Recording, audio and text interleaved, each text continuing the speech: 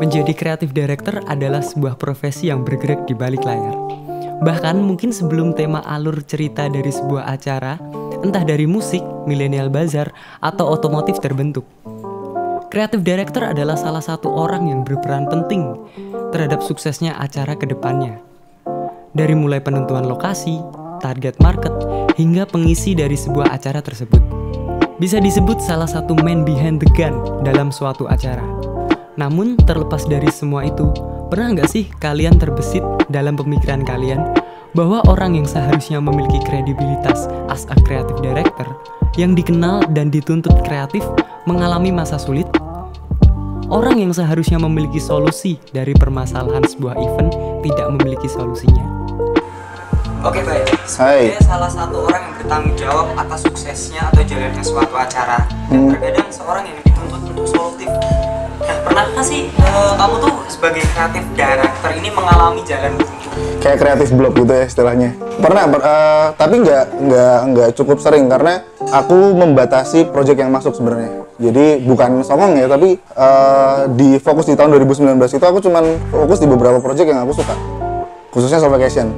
Kalau event pun kemarin aku sempat membatalkan untuk menerima sekitar 3 event dari beberapa brand. Karena menurutku kalaupun aku jalan sama mereka itu nanti akhirnya aku jadi cuman sebagai vendor yang mengerjakan event dan tidak di-hire sebagai creative director yang harus mengatur strategi kreatifnya akan seperti apa, karena sebenarnya mereka udah punya gambaran nih event mereka mau kayak gimana.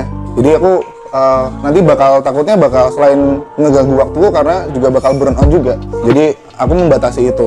Dan kalau misalnya di kerjaan-kerjaan lain yang sifatnya jasa-jasa kreatif yang lain di luar Soul Vacation, aku masih ngerjain sampai sekarang. Oke, ibaratnya nih tadi kan kamu sempat ngomong ketika kamu menjadi tidak mau berjalan dengan misalnya dengan A karena hanya menjalankan aja tetapi tidak menjadi kreatif thinkernya. Iya. Tapi dalam proses kreatif thinkernya itu, ketika kamu menjadi kreatif thinker, bahwa kamu yang harusnya dituntut eventnya harus seperti ini, tetapi kamu lagi nggak ada wawasan apapun itu, bagaimana caranya kamu solutifnya? Kalau aku sebenarnya kalau kayak gitu belum pernah yang terlalu mengganggu sih kreatif blocknya, karena emang aku kayak selama ini sering nabung ide gitu loh dalam tanda kutip. Jadi kalau misalnya aku habis nonton film, habis baca buku, aku akan mensubtract apa yang aku dapatkan di film dan buku itu di catatan. Dan bahkan di laptopku aku punya beberapa proposal tabungan. Kayak misalnya aku suka sama brand value-nya sebuah brand rokok atau sebuah e-commerce. Aku punya tabungan di laptopku, ada file tabungan kalau misalnya suatu saat nanti nih, misalkan aku mengerjakan brandnya mereka, apa yang akan aku lakukan untuk brand mereka, walaupun nggak semuanya udah jalan gitu, tapi seenggaknya aku punya tabungan ide di situ. Dan juga kalau misalnya ritual yang aku lakukan tuh aku membatasi referensi biasanya, malahan ketika mungkin semua orang bilang kalau banyak-banyakin referensi, banyak-banyakin ngulik, di hari-hari produktifku aku justru membatasi referensi karena itu mengganggu proses kreatifku. Jujur itu sangat mengganggu proses kreatif. Kayak misalnya gini, aku suka banget sama salah satu serial Netflix namanya Stranger Things. Stranger Things season 3 itu rilis Juni tahun lalu 2019. Nah, di range waktu antara April sampai Oktober 2019 kemarin, aku ada project banyak sama Soul Vacation. Dan aku dituntut untuk bikin project yang fresh kan. Kalau misalnya aku memaksakan untuk nonton sesuatu yang aku suka banget nih, alur cerita atau apapun, hal-hal seru apapun yang aku temui di series Stranger Things itu bakal ngeganggu proses kreatifku. Karena aku tipikal orang yang mudah sekali terinfluence. Bahkan series itu baru aku tonton kemarin waktu bulan Maret, waktu aku menghabiskan waktu di rumah pada masa pandemi. Berarti semengganggu itunya sampai menginfluence kamu untuk menerapkan apa yang kamu. Kalau aku pribadi seperti itu. Jadi akhirnya aku membatasi apa yang aku tonton, apa yang aku dengar, dan apa yang aku baca. Jadi apa yang aku baca, dengar, dan tonton itu substraksinya akan sangat bermanfaat di hal yang aku kerjakan gitu loh. Lalu apa yang menjadi kamu memutuskan batasan bahwa ini referensi yang bagus dan ini jangan sampai aku sampai terinfluence? Itu gimana Pak? Itu personal preference ya Mas. Kayak gini deh, misalnya kayak kalau orang yang gede, orang yang terkenal yang aku udah tahu tuh kayak Mas Farid Stevi misalnya. Dia udah hampir 10 tahun nggak nonton TV. Oh iya. Nah, secara nggak disadari pun aku ternyata udah hampir 5 tahun nggak nonton TV. Karena TV di rumah itu di ruang tengah, sedangkan di kamar nggak ada TV. Jadi konten-konten kayak gitu tuh biasanya akan mengganggu keseharian gitu loh. Kita lihat banyak banget konten kreator yang sekarang tuh bikin sesuatu berdasarkan apa yang trending gitu. Ada satu platform joget-joget di sosial media nih baru rame, terus semuanya ikutan bikin itu. Ya kadang aku di waktu luang nggak sengaja waktu buka Twitter atau buka Instagram nggak sengaja lihat itu gitu. Tapi untuk download aplikasinya dan bikin konten itu aku membatasi diri sampai ke situ sih. Jadi lebih ke menurutku kreativitas itu di satu sisi mungkin di saat kita punya banyak referensi, di saat kita memilih referensi mana juga yang mau kita pakai.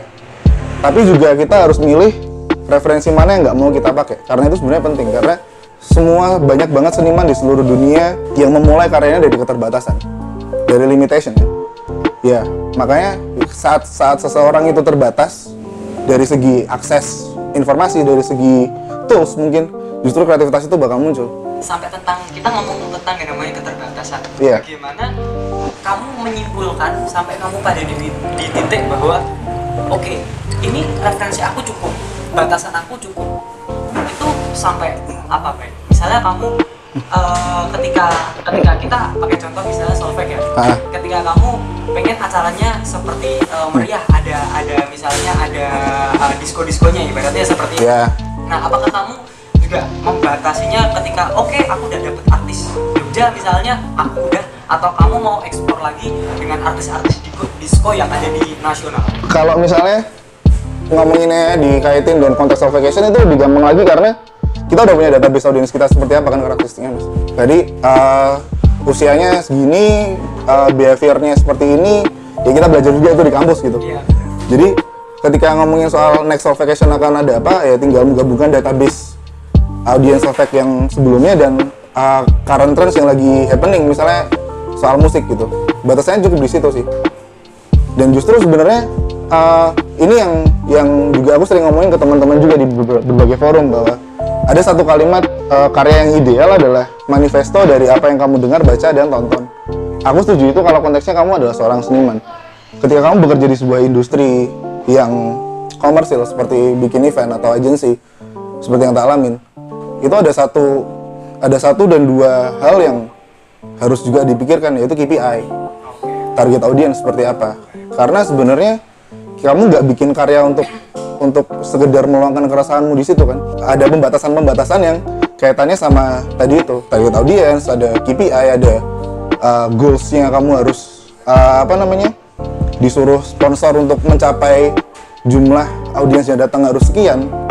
Batasan-batasan itu akhirnya yang buat kamu akhirnya berpikir kreatif. Balik lagi berarti kita based on datanya. Based on data ya jelas. Oke, kamu sedikit menyimpulkan bahwa Bayu tidak terjadi sebegitu saja seperti ini. Bayu tidak begitu saja mempunyai pemikiran seperti ini. Sebenarnya siapa sih referensi atau tokoh yang benar-benar itu ibaratnya membuat Bayu pemikirannya jadi terbuka dan bahwa ya proses kreatif itu seperti ini dan aku pegang terus.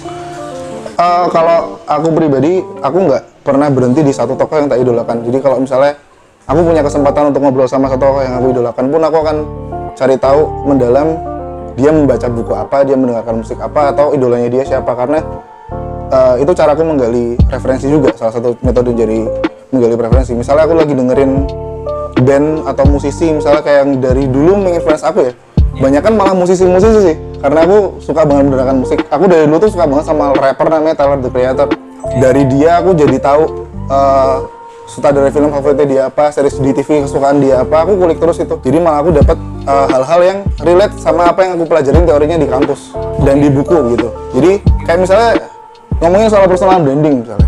Personal branding itu teorinya kita bisa nemuin dimanapun kan, di internet, di buku, sekarang kita udah bisa membaca itu.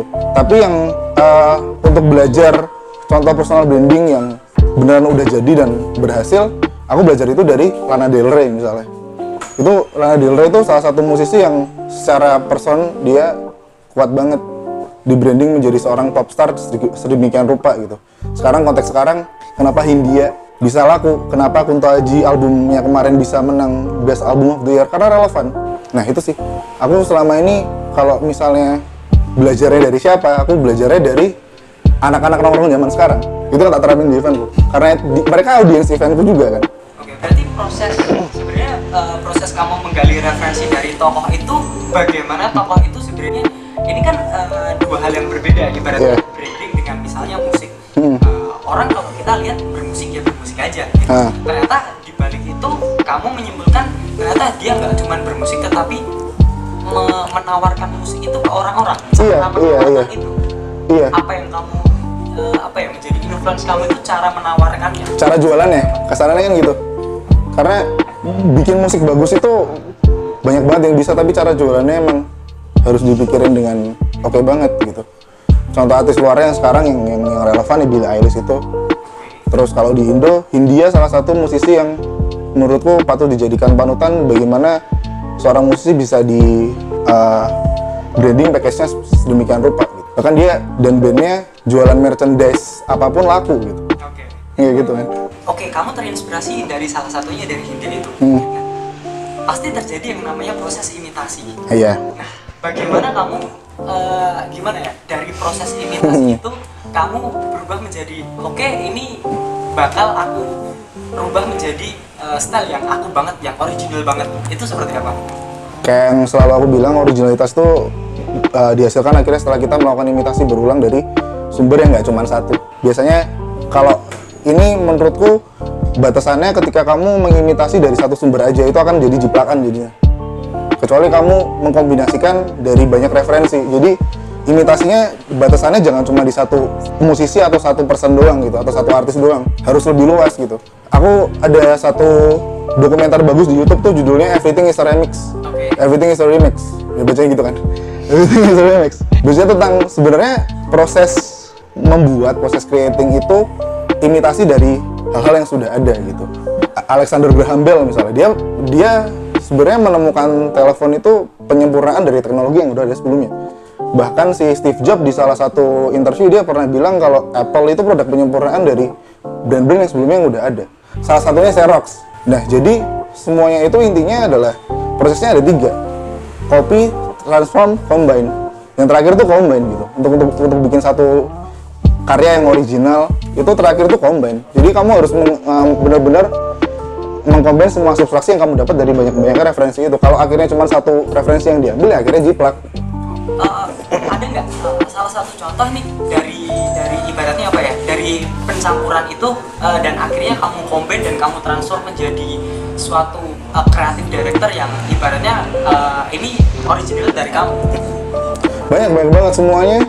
Semua yang aku bikin itu transformasi dari apa yang aku nikmatin sebenarnya. Kayak ketahuan rahasianya dong, ketahuan referensi gue dari mana. Apa ya? Satu aja, misal salah satu contoh. Misalnya mungkin yang udah lalu-lalu event yang kamu bikin, tidak usah event yang gede-gede atau event apa yang pernah kamu alamin, tetapi ini konsepnya dari combine yang aku ciptakan, yang aku create, ibaratnya seperti itu. Misalnya untuk Solveig yang besok yang 5.0 ini sekalian spoiler juga, temanya Balance of the Sense. Itu kenapa Balance of the Sense? Aku tuh waktu itu dan visualnya, kalau teman-teman udah mulai lihat di Instagram Solveigation, visual sama lagu yang tak pilih tuh sedemikian rupa. Ini untuk pertama kalinya aku bikin temanya agak dalam tanda kutip nyebrang, karena biasanya kan tema-tema yang lebih ngepop yang mudah diterima publik. Nah, waktu itu aku lagi senengnya dengerin ada satu kolektif grup elektronik musik, salah satunya yang aku suka tuh ada DJ namanya Mall Grab sama Night Flight. Itu dari kolektifnya namanya Steel City Dance Disc di YouTube. Aku baru suka dengerin lagu itu dan entah kenapa dari lagu itu aku terinspirasi untuk membuat visual seperti itu. Nah, prosesnya aku nggak bisa ngasih tahu caranya gimana. Cuman proses itu yang tak lalu gitu loh. Jadi dari lagu, bahkan aku dengerin lagu itu aku langsung kepikiran visualnya akan seperti ini. Kamu lebih mentransformasikannya karena mungkin pasti kan kamu adrenalin kamu naik, terus kamu mendengar lagu elektronik musik itu, misal ada instrumennya apa, mentransformasikannya seperti sedemikian rupa. Dan di situ ada beberapa visual di artworknya yang inspirasi aku juga untuk membuat visualnya Solveigation jadi seperti itu.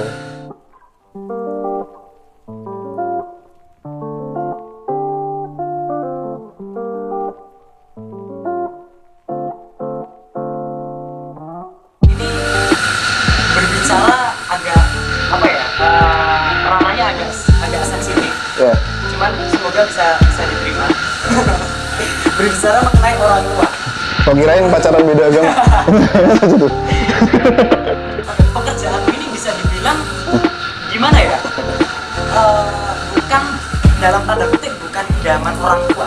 Tahu sendiri orang tua dengan pemikiran yang dulu itu bahwa udah tahu bahwa apa namanya pekerjaan yang ideal itu yang kantor, bisa dibilang pegawai negeri sipil atau semacam itu dan menggunakan seragam. Nah, dengan pekerjaanku yang sekarang nih, kamu nggak ngantor dan nggak kelihatan, itu tanggapan orang tua seperti apa?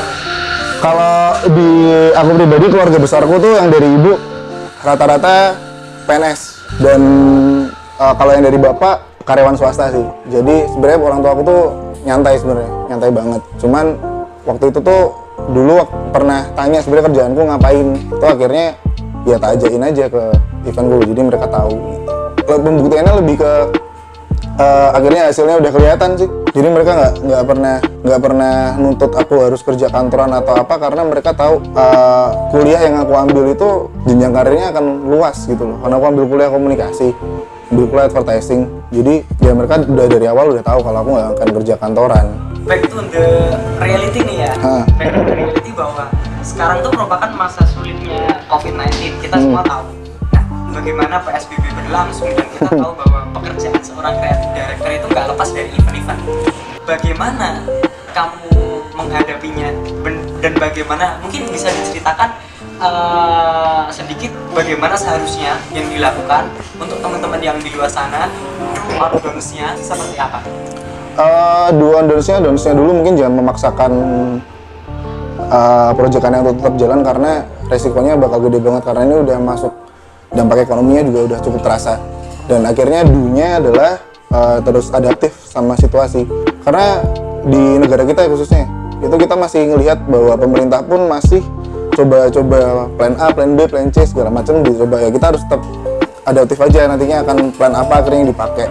Dan balik ke tadi tuh, keterbatasan akhirnya bikin kreatif, memaksa kita untuk kreatif. Akhirnya udah mulai banyak nih event berbayar yang akhirnya online. Nah itu akhirnya yang dari keterbatasan itu kita masih punya ruang akhirnya untuk create kan.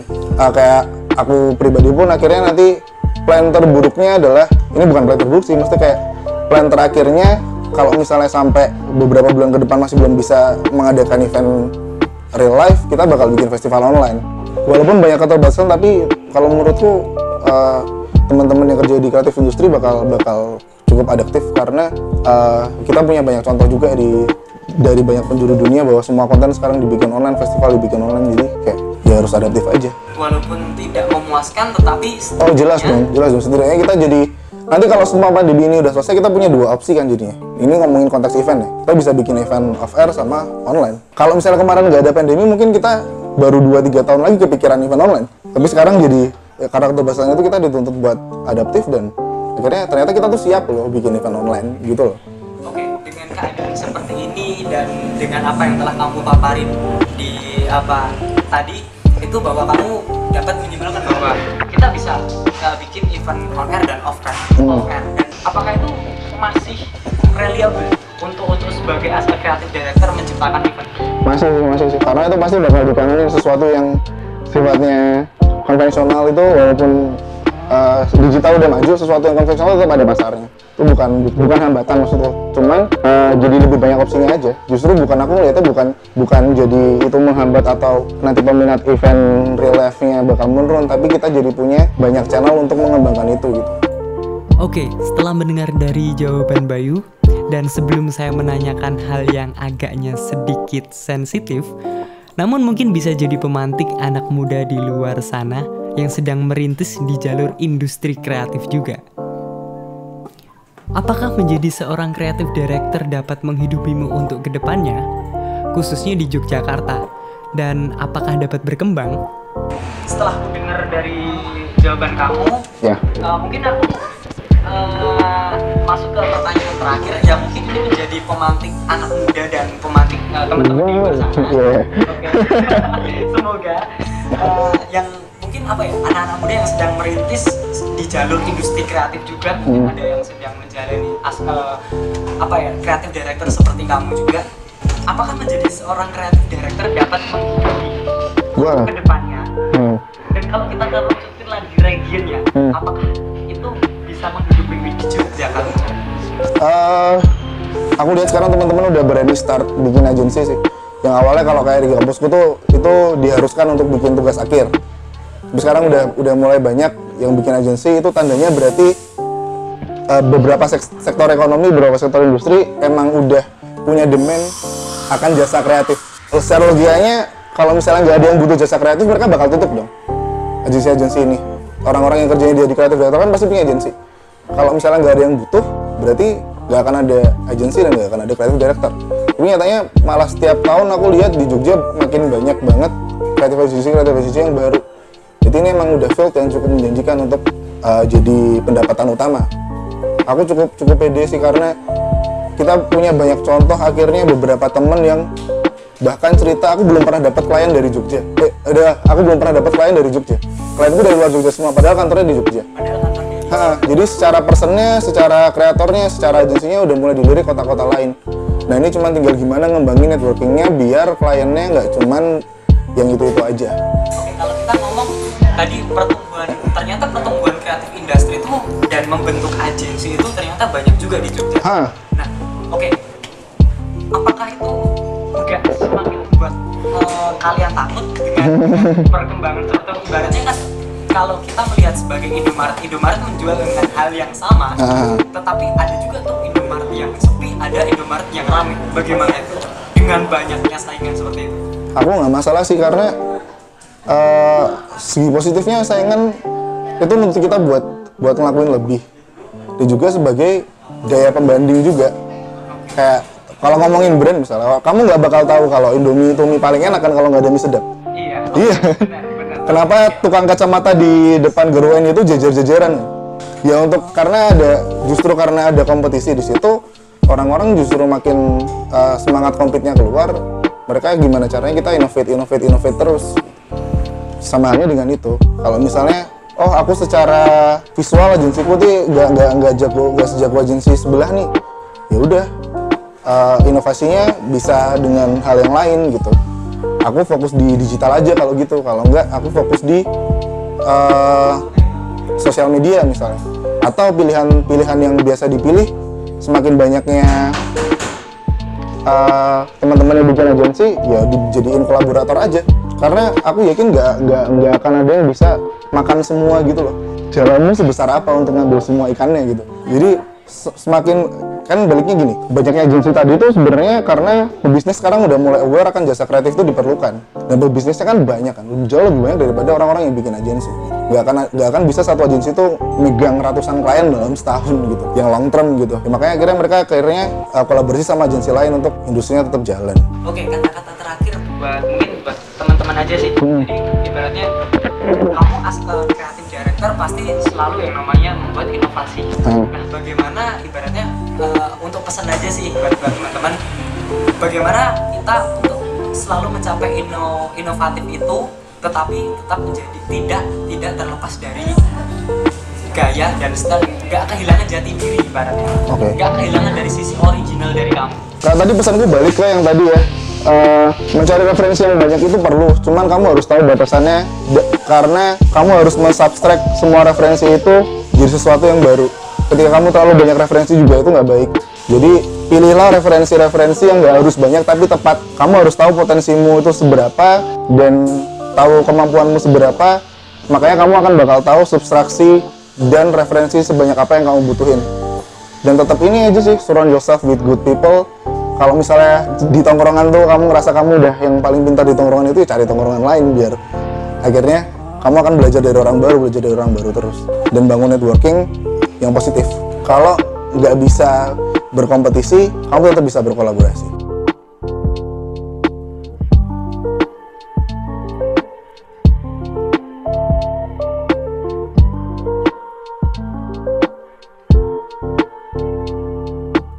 Hai, aku Gabriel Bayu, aku seorang creative director dan event creator. Be original, be you.